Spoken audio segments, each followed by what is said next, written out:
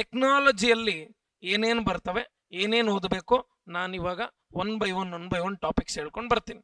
Okay, so ಟೆಕ್ನಾಲಜಿಯಲ್ಲಿ simple ಆಗಿ ಹೇಳ್ಬೇಕು ಅಂದ್ರೆ ಫಿಸಿಕ್ಸ್ ಬೇಸ್ಡ್ ಟಾಪಿಕ್ಸ್ ಇದಾವೆ, ಭೌತಶಾಸ್ತ್ರದ ಅನ್ವಯಿಕ ವಿಭಾಗಗಳಿದಾವೆ, ಅಂದ್ರೆ ಚಾಪ್ಟರ್ಸ್ ಆಗಿ ಮಾಡ್ಕೊಂಡಿದ್ದೀವಿ. ಮತ್ತೆ ಅವುಗಳನ್ನ ಕೆಮಿಸ್ಟ್ರಿ ರಿಲೇಟೆಡ್ ಚಾಪ್ಟರ್ಸ್ ಇದಾವೆ, ಅಂದ್ರೆ applied version of chemistry will be studied year. Okay, ಆಮೇಲೆ ಬಯಾಲಜಿಯ ಓಕೆ ಅಪ್ಲೈಡ್ ಟಾಪಿಕ್ಸು ಇದಾವೆ. ಸೊ ಹಂಗಾಗಿ ಫಿಸಿಕ್ಸ್ ಮೇಲೆ ಯಾವ್ಯಾವ ಚಾಪ್ಟರ್ಸ್ ಇದಾವೆ, ಕೆಮಿಸ್ಟ್ರಿ ಮೇಲೆ ಯಾವ ಚಾಪ್ಟರ್ಸ್ ಇದಾವೆ, ಬಯಾಲಜಿ ಮೇಲೆ ಯಾವ ಚಾಪ್ಟರ್ಸ್ ಇದಾವೆ. Without physics, chemistry, biology, so there is no technology. ಇಲ್ಲಿ ವಿಜ್ಞಾನವಿಲ್ಲದೆ ತಂತ್ರಜ್ಞಾನ ಇಲ್ಲ, ಎಕ್ಸ್ಪೆಕ್ಟ್ ಮಾಡಬಾರ್ದು ನಾವು. ಓಕೆನಾ, ಸೊ ವಿಜ್ಞಾನ ಇದ್ರೇನೆ ತಂತ್ರಜ್ಞಾನ. ಸೊ ಹಂಗಾಗಿ ಈ ಸಬ್ಜೆಕ್ಟ್ಗಳಿಲ್ಲ ಅಂದ್ರೆ ಟೆಕ್ನಾಲಜಿ ಅನ್ನೋ ಸಬ್ಜೆಕ್ಟೇ ಇರ್ತಾ ಇರಲಿಲ್ಲ. ಅಂಡ್ ಇನೋವೇಷನ್, ಇವತ್ತು ಈ ಲೆವೆಲ್ಗೆ ಆವಿಷ್ಕಾರಗಳು ಆಯ್ತಾ, ಈ ಲೆವೆಲ್ಗೆ ಅಭಿವೃದ್ಧಿ ಇವೆಲ್ಲ ಕಂಡುಕೊಳ್ಳೋಕೆ ಸಾಧ್ಯ ಆಗ್ತಾ ಇರಲಿಲ್ಲ. ಸೊ ಹಂಗಾಗಿ ತಂತ್ರಜ್ಞಾನ ತುಂಬಾ ಮಹತ್ವವಾದಂಥ ಒಂದು ಪಾತ್ರವನ್ನು ಪೋಷಣೆ ಮಾಡುತ್ತೆ ಯಾವುದೇ ಒಂದು ದೇಶದ ಅಭಿವೃದ್ಧಿಯಲ್ಲಿ.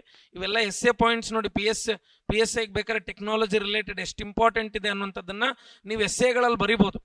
ಓಕೆ, ಸೊ ಯಾವುದೇ ದೇಶದ ಅಭಿವೃದ್ಧಿಯಲ್ಲಿ okay in the development of any country technology place the vital role. So ಅತ್ಯಂತ ಪ್ರಮುಖ ಪಾತ್ರವನ್ನು ವಹಿಸ್ಕೊಳ್ಳುತ್ತೆ ತಂತ್ರಜ್ಞಾನ ಅನ್ನುವಂಥದ್ದು. ಸೊ ತಂತ್ರಜ್ಞಾನದಲ್ಲಿ ಆಧುನೀಕರಣವಾಗದೇ ಇದ್ರೆ, ತಂತ್ರಜ್ಞಾನವನ್ನ ನಾವು ಅಳವಡಿಸ್ಕೊಳ್ದೇ ಇದ್ರೆ ಯಾವತ್ತಿಗೂ ಕೂಡ ನಮ್ಮ ದೇಶ ಅಭಿವೃದ್ಧಿ ಆಗೋದನ್ನ ಸೊ ಅದು ಕನಸಾಗೆ ಉಳ್ಕೊಳ್ಳುತ್ತೆ ಹೊರತು ಅಭಿವೃದ್ಧಿಯನ್ನ ಕಾಣಲಿಕ್ಕೆ ಸಾಧ್ಯ ಇಲ್ಲ. ಸೊ ಇಂಥ ಒಂದು ಇಂಪಾರ್ಟೆಂಟ್ ಸಬ್ಜೆಕ್ಟ್ ಅಲ್ಲಿ ಇವಾಗ ನಾನು ಚಾಪ್ಟರ್ಸ್ ಮಾತಾಡ್ತಾ ಬರ್ತೀನಿ. ಸೊ ಮೊದಲನೇದಾಗಿ ನಾವು ಓದುವಂಥದ್ದು ಸ್ಪೇಸ್ ಟೆಕ್ನಾಲಜಿ, ಬಾಹ್ಯಾಕಾಶ ತಂತ್ರಜ್ಞಾನ ಅಂತೇಳಿ. ಈ ಸೈನ್ಸ್ ಅಂಡ್ ಟೆಕ್ನಾಲಜಿ ಹೆಂಗೆ ಅಂದ್ರೆ ಉಪೇಂದ್ರ ಮೂವಿ ಇದ್ದಂಗೆ ಇದು. ಓಕೆ, ಸೊ ಉಪೇಂದ್ರ ಮೂವಿ ಯಾಕೆ ಹಂಗೆ ಹೇಳ್ತೀವಿ ಅಂದ್ರೆ, ಉಪೇಂದ್ರ ಮೂವಿಯಲ್ಲಿ ನೀವು ಲಾಸ್ಟ್ ಅಲ್ಲಿ ಕ್ಲೈಮ್ಯಾಕ್ಸ್ ಸೀನ್ ಬಂದ್ಬಿಟ್ಟು ಅಲ್ಲಿ ಕುತ್ಕೊಂಡು ನೋಡಿ ಅರ್ಥ ಮಾಡ್ಕೊಳಕ್ ಆಗಲ್ಲ. ಸೀನ್ ಬೈ ಸೀನ್ ನೋಡ್ಬೇಕು ನೀವು, ಅವಾಗಲೇ ಅರ್ಥ ಆಗೋದು. ಅದೇನಾದ್ರೂ ಬೇರೆ ಹಿಸ್ಟ್ರಿನೋ, ಪಾಲಿಟಿನೋ, ಜಾಗ್ರಫಿನೋ ಈ ತರ ಸಬ್ಜೆಕ್ಟ್ಸ್ ಇರ್ತಾವಲ್ಲ, ಸೊ ಇಲ್ಲಿ ಈಸಿಯಾಗಿ ಅರ್ಥ ಆಗ್ಬಿಡುತ್ತೆ ನಿಮ್ಗೆ. ನೀವು ಓದಿದ್ರು ಅರ್ಥ ಆಗತ್ತೆ, ಇಲ್ಲ ಅಂದ್ರೆ ಲಾಸ್ಟ್ ಕ್ಲೈಮ್ಯಾಕ್ಸ್ ಸೀನ್ ಬಂದ್ರು ಅಟ್ಲೀಸ್ಟ್ ಈ ಸಬ್ಜೆಕ್ಟ್ ಅಲ್ಲಿ ಇದೆಲ್ಲ ಇದೆ ಅಂತ ಗೊತ್ತಾಗತ್ತೆ. ಬಟ್ ಟೆಕ್ನಾಲಜಿ ಹಂಗಲ್ಲ, Upendra movie scene by scene ಹಿಂಗ್ ನೋಡ್ಬೇಕು ನೀವು ಝೂಮ್ ಮಾಡ್ಕೊಂಡು, ಅಷ್ಟು ಇಂಪಾರ್ಟೆಂಟ್ ಸಬ್ಜೆಕ್ಟ್ ಇದು. ಓಕೆ, ಸೊ ನೀವೇನಾದ್ರೂ KS ಇಲ್ಲ UPSC ಅಂದ್ರೆ ಅಲ್ಲಿ ತುಂಬಾ ಇಂಪಾರ್ಟೆಂಟ್ ಆಗುತ್ತೆ ಯಾವುದು ಟೆಕ್ನಾಲಜಿ. ಬಟ್ ಗ್ರೂಪ್ ಸಿ ಅಲ್ಲೂ ಕೂಡ ಈ ನಡುವೆ ಪ್ರಶ್ನೆಗಳು ಬರ್ತಾ ಇದಾವೆ. ಮತ್ತೆ ಟ್ರೆಂಡ್ ಬೇಸ್ಡ್ ನೀವು ಫಾಲೋ ಮಾಡ್ಬೇಕಾಗತ್ತೆ ಟ್ರೆಂಡ್ ಅನ್ನ. ಮತ್ತೆ ಟ್ರೆಂಡ್ ಇರೋದು ಫ್ಯೂಚರಿಸ್ಟಿಕ್. ಸೊ ಹಂಗಾಗಿ ಫ್ಯೂಚರ್ ಅಂದ್ರೇನೆ ಟೆಕ್ನಾಲಜಿ.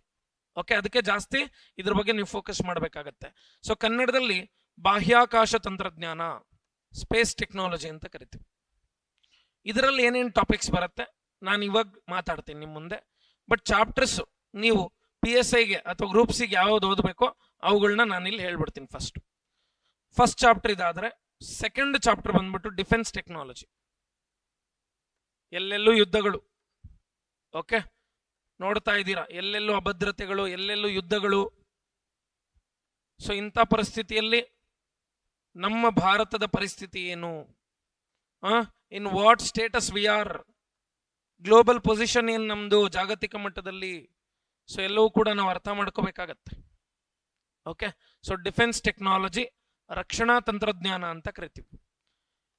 ಇನ್ನ ಮೂರನೇ ಚಾಪ್ಟರ್, ಸೊ ಇದರಲ್ಲಿ ಆಲ್ಮೋಸ್ಟ್ ಎಲ್ಲ ಟೆಕ್ನಾಲಜಿಗೆ ಸಂಬಂಧ ಅಂದ್ರೆ ಡಿಫೆನ್ಸ್ಗೆ ಸಂಬಂಧಪಟ್ಟಂತೆ ಸೊ ಎಲ್ಲ ವಿಚಾರಗಳನ್ನು ಮಾತಾಡ್ತೀವಿ. ಇನ್ನು ಮೂರನೇ chapter, third chapter. Okay, so ಮೂರನೇದು ಬಂದ್ಬಿಟ್ಟು ಒಂಚೂರು ನ್ಯಾನೋ ಟೆಕ್ನಾಲಜಿ ಬಗ್ಗೆ ಮಾತಾಡ್ತೀವಿ. ಸಾರಿ, ನ್ಯೂಕ್ಲಿಯರ್ ಟೆಕ್ನಾಲಜಿ ಬಗ್ಗೆ ಮಾತಾಡೋಣ. ನ್ಯೂಕ್ಲಿಯರ್ ಟೆಕ್ನಾಲಜಿ ಯಾಕಂದ್ರೆ ಕರೆಂಟ್ ಅಫೇರ್ಸ್ ಅಲ್ಲಿ ಇದೆ ಇದು. ಪರಮಾಣು ತಂತ್ರಜ್ಞಾನ ಅಥವಾ ನ್ಯೂಕ್ಲಿಯರ್ ತಂತ್ರಜ್ಞಾನ ಅಂತೇಳಿ ಸೊ ಕರಿತೀವಿ. ಇದೊಂದು ಚಾಪ್ಟರ್ ಇದೆ. ಆಮೇಲೆ ನ್ಯಾನೋ ಟೆಕ್ನಾಲಜಿ ಇವೆಲ್ಲ ಇಂಪಾರ್ಟೆಂಟ್ ಇಲ್ಲ, ಆದ್ರೂ ನ್ಯಾನೋ ಟೆಕ್ನಾಲಜಿ ಕನ್ನಡದಲ್ಲಿ ನ್ಯಾನೋ ತಂತ್ರಜ್ಞಾನ ಒಂಚೂರು ಬೇಸಿಕ್ಸ್, ಇದರಲ್ಲಿ ಫಿಸಿಕ್ಸ್ ಮೇಲೆ ಬರ್ತಾವ ಅಪ್ಲೈಡ್ ಟಾಪಿಕ್ಸ್, ಅವುಗಳ ಬಗ್ಗೆ ಸೊ ಇಲ್ಲಿ ನಾನು ಎಕ್ಸ್ಪ್ಲೇನ್ ಮಾಡ್ತೀನಿ. ನ್ಯಾನೋ ತಂತ್ರಜ್ಞಾನ ಓಕೆನಾ. ಸೊ ಇನ್ನ 5 ಓಕೆ, ಬಯೋಟೆಕ್ನಾಲಜಿ ಕನ್ನಡದಲ್ಲಿ ಜೈವಿಕ ತಂತ್ರಜ್ಞಾನ ಬೇಸಿಕ್ಸ್. ಆಮೇಲೆ ICT, information and communication technology. ನೀವು ಇಲ್ಲಿ ಕಂಪ್ಯೂಟರ್ ಓದಿರ್ತೀರಾ, ಇಲ್ಲೊಂಚೂರು ನಾನು ಬೇಸಿಕ್ಸ್ ಅನ್ನ ನಿಮ್ಗೆ ಹೇಳ್ಕೊಡಕ್ ಪ್ರಯತ್ನ ಮಾಡ್ತೀನಿ. ಮಾಹಿತಿ ಮತ್ತು ಸಂವಹನ ತಂತ್ರಜ್ಞಾನ, ಓಕೆ, ಮಾಹಿತಿ ಮತ್ತು ಸಂವಹನ ತಂತ್ರಜ್ಞಾನ. ಆಮೇಲೆ ಸ್ವಲ್ಪ ಎಮರ್ಜಿಂಗ್ ಟೆಕ್ನಾಲಜೀಸ್ ಅಂತ ಬರ್ತವೆ, ಉದಯೋನ್ಮುಖ ತಂತ್ರಜ್ಞಾನಗಳು ಅಂತೇಳಿ.